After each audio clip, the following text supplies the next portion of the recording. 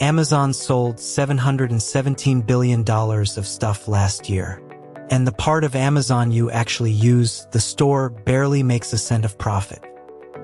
$716.9 billion in sales.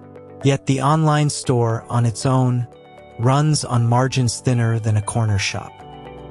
So where do the $80 billion in operating profit actually come from? Not the boxes on your porch, something you never see. The answer hides inside a business Amazon built almost by accident to fix its own broken plumbing. Everyone pictures Amazon as the everything store. The website, the vans, the smiling boxes at your door. That image is the greatest piece of misdirection in modern business, because selling you things is the part that barely pays. Add up Amazon's two retail arms, North America and the rest of the world. Then set them next to the cloud division. Look at where the profit actually sits. The two retail arms sell around $600 billion of goods and hand back barely 6 cents of profit on every dollar. For a company this size, that's razor thin. So the real profit engine has to be somewhere else. And to understand where it came from, you have to rewind to the moment Amazon nearly died. 1999. Amazon is the poster child of the dot-com boom. The stock rockets past $100 a share. Then the bubble bursts. Within 2 years, that same share collapses to just $6. A 94% wipeout, around $14 billion in value gone. Analysts openly bet the company would not survive. A now infamous Barron's cover said the quiet part out loud. Amazon survived on a hidden trick. It took your cash the instant you clicked buy, but paid its suppliers weeks later. A quiet financing machine built into the checkout. It scraped together its first ever quarterly profit at the very end of 2001, 6 years after launch. And Bezos walked away with a lesson burned into him. Never again would he let the entire company ride on one fragile business. That fear would quietly build an empire.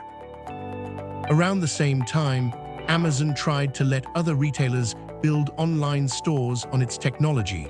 It turned into a disaster. Their own systems were a tangled mess. A project meant to take 3 months took 3 months just to wire up the plumbing underneath it. So a young executive named Jassy, then Bezos' shadow following him into every meeting, was handed the job of untangling it. His team rebuilt Amazon's guts into clean, reusable building blocks. Storage, computing power, databases, all available on demand. Then 2 engineers wrote an internal paper with a throwaway line near the end that quietly changed the future of the company. Here's the twist most people never hear.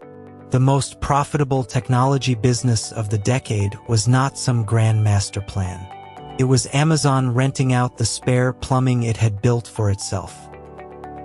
March 2006, Amazon quietly launches cloud storage, then rentable servers by the hour.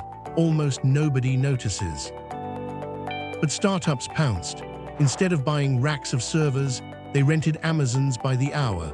By the time Microsoft and Google took cloud seriously, Amazon had a near-decade head start. For years, Amazon buried this cloud business inside a vague other line in its accounts. Wall Street assumed it was a money-losing science project. Then, in early 2015, Amazon finally broke out the real numbers. The reaction was disbelief. Ours wasn't bleeding cash. It was a high-margin cash gusher hiding in plain sight, growing nearly 50% a year. It was the strategy Bezos had reportedly whispered to suppliers for years, now aimed at the entire tech industry. Every company overpaying to run its own servers was now a target. Amazon undercut them all and pocketed the difference. Fast forward to today, and this is where all that misdirection finally pays off. AWS is under 1/5 of Amazon's sales, yet it delivers well over half of the company's entire operating profit. That single fact is the whole business. $128 billion in cloud revenue, at a margin north of 35% that most retailers can only dream about. That river of cloud profit is what quietly funds everything else Amazon does. Free fast shipping for over 200 million Prime members. Money-losing experiments. Gadgets nobody asked for. The cloud pays for the spectacle, and the spectacle keeps you shopping. It is one giant, self-feeding loop. Want proof AWS is the safety net? Look at the fires it has quietly put out. In 2014, Amazon launched its own smartphone, the Fire Phone. It was a catastrophe. It sold an estimated 35,000 units, and Amazon wrote off $170 million in unsold inventory. For most companies, a flop like that stings for years. For Amazon, AWS profit absorbed it like a rounding error. The failed team was quietly moved onto a little project called Alexa. Now Amazon is aiming the entire machine at one target: artificial intelligence. Cloud has become a three-way war. Amazon still leads, but Microsoft and Google are closing the gap fast. To defend that crown and win the AI race, Amazon is spending at a scale that's genuinely hard to picture.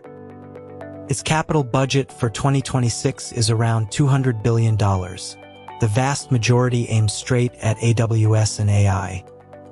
And customers have already signed contracts for a mountain of future cloud work, a backlog that nearly doubled in a single year. Andy Jassy, the man who once untangled the plumbing, now Amazon's chief executive, is betting the company on it. So step back and look at what actually happened here.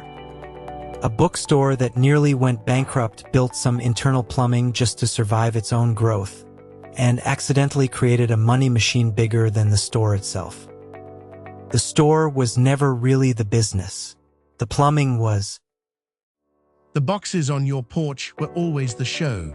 The invisible servers humming behind them were the profit. And now the same company is wagering $200 billion that it can own the compute behind the entire AI age. Genius or hubris, the one certainty is this: it won't be the store that decides.